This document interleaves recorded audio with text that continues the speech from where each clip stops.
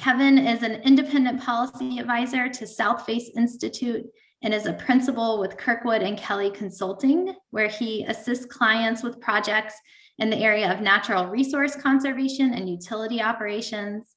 He has previously held positions at the Georgia Environmental Finance Authority, the Environmental Protection Division of Georgia, as well as the Turner Foundation. I appreciate the opportunity to talk to you for a few minutes about the Georgia Power 2022 IRP.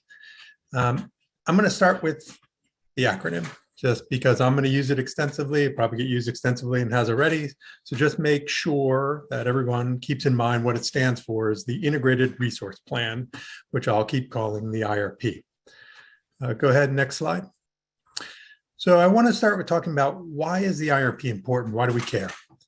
And so it's true that the IRP only applies to one of Georgia's 95 electric utilities, but it does chart the energy future of the state's biggest electric utility, Georgia Power. Georgia Power serves about 2/3 of the electricity demand in the state. And in many ways, the IRP is the closest thing Georgia has to a state energy planning process. And the IRP is an inflection point. It only happens every 3 years. And so it's an important point in the development of where are we going with Georgia's energy resources. I'd also underscore that most of Georgia's solar development over the last decade has been driven by decisions in past IRPs. And this IRP will continue that trend. It will continue to shape Georgia's solar future, both in terms of how much utility scale solar and how much distributed solar is developed in the state. And Georgia Power also proposes to expand its subscription programs. And I think that's an important conversation about how solar gets done in the state. And then finally, Georgia Power also operates the largest utility-sponsored energy efficiency program in the state, and the IRP shapes the scope of that program. And again, another kind of important equity issue comes up in that the Georgia Power proposes to expand its low-income energy efficiency programming, and that'll be an important conversation during the 2022 IRP. Go ahead, next slide. So what is the IRP, or what is the Integrated Resource Plan? In the simplest terms, the IRP is a 20-year plan for an investor-owned utility, in this case, Georgia Power, to meet its obligation to serve its customers. So the IRP starts, and really the heart of the IRP is the utility's energy and demand forecast for the coming 20 years. And then the plan describes how will the utility meet that demand. And so to fulfill this requirement, the utility has to consider a range of questions. Some examples are, what will economic development look like over the next 20 years? Consequently, how will load grow? What plants will the utility retire, and what new generating capacity does the utility need? What transmission improvements are needed to maintain reliable service across the state? And then some of the questions that we'll focus on is, what are the benefits of adding new renewable energy resources to the system? And how would the implementation of energy efficiency or demand response help meet the forecasted load? Georgia Power is required every 3 years to come before the Public Service Commission to refresh this 20-year plan. So this opportunity doesn't come up again until 2025. Go ahead, next slide. So I want to highlight the main procedural milestones in the proceeding, this proceeding that will span roughly 5.5 months schedule. And the first step really has already happened. The IRP docket started with Georgia Power filing its 2022 Integrated Resource Plan at the end of January. Around the same time, the Georgia Public Service Commission, and to do another acronym, sometimes I will say PSC, referring to the Georgia Public Service Commission, they approved the Procedural and Scheduling Order, or what's sometimes called the PSO, which lays out the schedule for the proceeding. If you want to review the filing, it's actually pretty easy to do on the Public Service Commission's website, and I would encourage folks to do that. It is useful to pay attention to those docket numbers in the bottom right-hand corner of the slide. They're kind of the key to finding what you need. So 44160 is the docket number assigned to the 2022 IRP. 44161, they separately filed the demand-side management plan. And so you can go on the website, and there's a docket search engine there. And if you put that number in there, you'll get all of the documents that have been filed in the proceeding.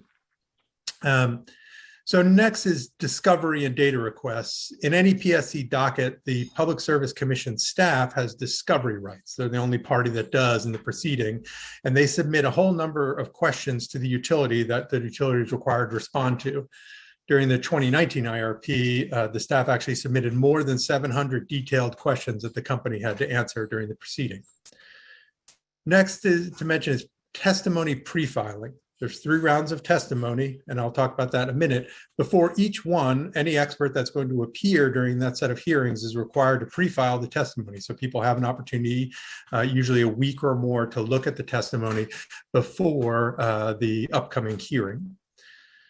And then the first set of hearings is on the utilities direct testimony. This will be in early April, and there'll be 3 consecutive days of hearings during which the utility, Georgia Power, will put on its case, as they say. The second set of hearings will be for staff and interveners, those people that are interested stakeholders that become parties to the case, for them to put on any expert witnesses that they have.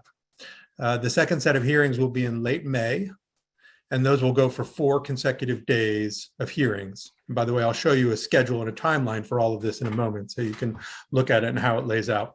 And then the final set of hearings will be for Georgia Power's rebuttal testimony, and that will be late June for 2 consecutive days. In the next step is that in early July, all parties that want to may file a final brief in the proceeding. And then I put stipulation negotiations at this point in this diagram, but this is actually one of the kind of icons in this that might move to other places. Starting anytime, Georgia Power and the Public Service Commission staff can enter into stipulation negotiations. It typically starts in the wake of the staff and intervener hearings, but that's not always the case. And once the company and the staff have hammered out a stipulation, they may invite other parties in the docket to sign on. The near final or the penultimate step is the advisory staff will make a recommendation to the commission. They do that at a regularly scheduled meeting. This is the last opportunity for parties to the case to actually speak. And then there'll be the final decision by the commission. Parties can't speak. This is a time for the commissioners to make the decision. It is also the point where they may introduce motions to amend the staff's recommendation in some way or another. Go ahead to the next slide. So as I said, here's a timeline that shows the current dates for the 2022 IRP. I won't go through everything, but you'll see it sort of spans till late July. There are the 3 set of hearings and the various deadlines that I mentioned. I'll make a couple notes. The early part of the IRP does overlap with the 2022 legislative session, so those are concurrent. Sometimes there's an interplay between what happens at the commission, what's happening at the legislature. And then I do want to make one note, is you'll note that one yellow flag that sticks out at the bottom of the timeline is before the IRP is even done, Georgia Power will turn around and file its 2022 rate case. These usually dovetail with each other or follow right on the heels. And so that process begins just as the IRP is winding down. Go ahead, next slide. So who decides the IRP? There are 5 elected public service commissioners in Georgia. They serve each staggered 6-year terms. The PSC commissioners are constitutional officers and they're elected statewide, but there is a rule that they must live in the PSC district that corresponds to the seat they hold. I will say it's a slightly funny system. They must live in a designated area, but it's important to remember they are elected statewide and they represent all Georgians. A few notes. 2 of the commissioners are up for election this year in 2022, Tim Echols and Fitch Johnson. Tim Echols, because it's the end of his normal term. Fitch Johnson was recently appointed to the commission by Governor Kemp. And so since he assumed the position through appointment, he has to run in the next general election. And by the way, if he's successful in 2022, he will actually have to stand for re-election in 24 at the end of the term that was started by his predecessor. And Patricia Pridemore there on the right, she was recently elected as the chair of the PSC by her peers, and she'll serve in that role for the next 2 years. Go ahead to the next slide. So who gets involved in IRPs, who shows up? I'll describe the organizations that typically intervene in IRP proceedings in 5 groups. First is a company, and the company brings many people into the proceedings, including its lawyers, which is Troutman Pepper, its regulatory staff, and its expert witnesses. Then there's the Public Service Commission staff. The staff is divided into 2 internal teams. One is the public interest advocacy staff, and the other is the advisory staff. I won't at this time go into the distinction and why it's important, but if anybody has any questions about that, we can talk about it later. And the staff will sponsor numerous expert witnesses during the proceeding. Then there are user groups or trade associations. Some examples are the Georgia Industrial Group or the Georgia Association of Manufacturers. These groups typically represent large Georgia Power customers that use a lot of electricity. I will say, I have a hope as more companies focus on sustainability and embrace clean energy goals, we hope that the trade associations will become more robust advocates for clean energy solutions. The next group I want to describe is generator groups or trade associations. And so these groups typically represent third-party generators. In recent IRPs, that's mostly solar providers like the Georgia Large Scale Solar Association, but other independent power producers have also shown up in past IRPs. And then the final group I describe is advocates and non-governmental organizations. There's a range of advocate organizations that intervene, including at least the ones that you see in this box. Go ahead to the next slide. So we've seen the filing, and I want to give you a very high level summary. Now you have to understand I'm summarizing roughly 2,000 pages of filing and about nearly 100 different spreadsheets. So we'll call this a very high level summary. So the load and energy forecast, as I said, this is kind of an important first step in the IRP. So over the planning horizon of 20 years, so that's from 2022 to 2041, Georgia Power projects that total energy sales will grow at an average rate of 0.8% year over year, and that the summer and winter peak demands will increase at an average rate of 0.7 per year. Just to make sure kind of everybody understands, energy sales are the total megawatt hours that they sell. The peak demand is that's sort of single hour, you can think of it, on their system where they're going to experience the greatest peak demand. And that kind of defines the moment that they have to plan the system to be able to meet that demand. Reliability, planning, and the target reserve margin. Quickly, so people understand, the target reserve margin is the amount of energy resources measured in capacity that the utility needs to have above and beyond that projected peak demand that I just mentioned. And so the reserve margin helps the utility deal with any uncertainty. And so the reserve margin that they're planning is a long-term summer reserve margin of 16.25% and a winter reserve margin of 26%. I'll mention it briefly, but I'm not going to dwell on it. The issue of winter reliability and winter peak is becoming more and more important for Georgia Power. And so this issue will get a lot of discussion during the IRP.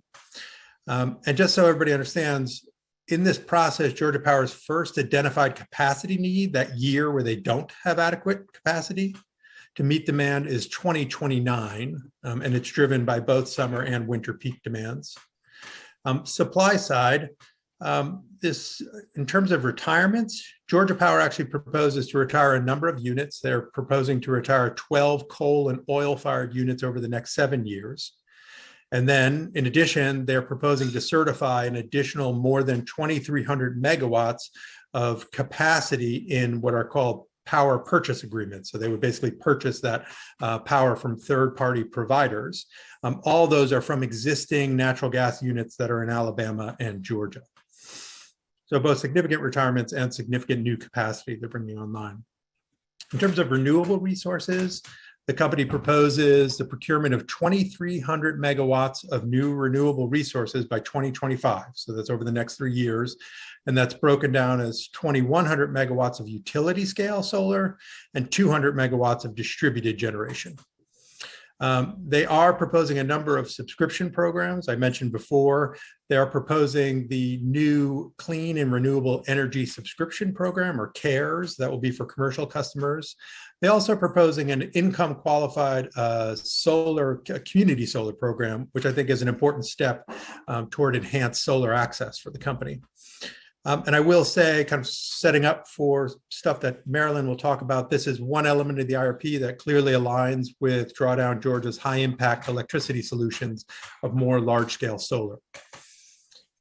Energy efficiency, also known as demand side management. That's the term that's usually actually used in the proceeding. But the overall portfolio that Georgia Power has of 7 residential and 4 commercial energy efficiency programs is really mostly the same as it has been. There's a few alterations. They are proposing to expand income qualified energy efficiency offerings, which I think is an important element of the filing. And again, this is another element of the IRP that does align with Drawdown Georgia's high impact solutions, which is promoting demand response. And finally, energy storage. There's a big emphasis in this IRP on expanding energy storage. They're proposing to develop 1,000 megawatts of energy storage systems, so batteries and other systems, to support the integration of renewables into their system. So as I said, that's a very kind of high level summary. So I've glossed over a number of issues. If you didn't hear something from me, we can talk about that in the Q&A. Go ahead to the next slide.